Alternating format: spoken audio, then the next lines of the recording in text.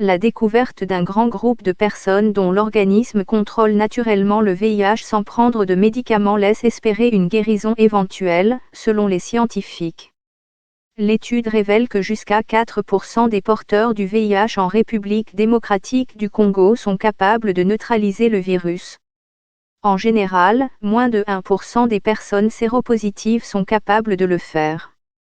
Cela pourrait servir de tremplin à d'autres recherches visant à mettre au point un vaccin ou de nouveaux traitements pour lutter contre le virus qui cause le sida, affirment les chercheurs.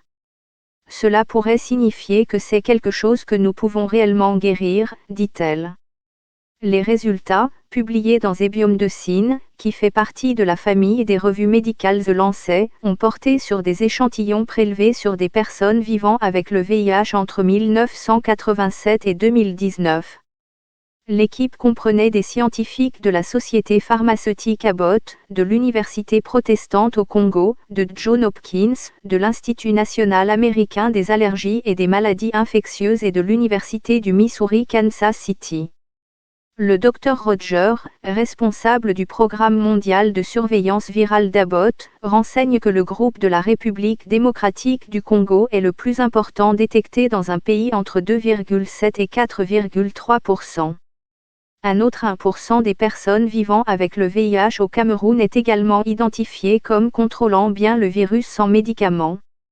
Cela n'a jamais vraiment été vu auparavant. En général, nous trouvons moins de 1% de toutes les personnes séropositives qui sont capables de supprimer le virus naturellement, souligne-t-elle.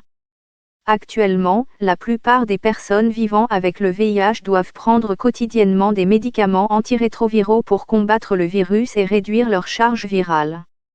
On ne sait pas encore comment les soi-disant contrôleurs d'élite découverts en RD Congo sont capables de supprimer leur infection au VIH. Mais le Dr Roger estime qu'il est essentiel de comprendre comment le groupe est parvenu à maintenir une charge virale faible ou indétectable pour contrôler le virus. Elle a toutefois signalé la nécessité de poursuivre les recherches, tout en rappelant des études antérieures qui ont montré que ce groupe de personnes pouvait potentiellement perdre sa protection au fur et à mesure de la progression de la maladie. Le VIH a attiré l'attention du monde entier dans les années 1980. Il a infecté 76 millions de personnes depuis lors et 38 millions de personnes vivent avec le virus, explique Abbott.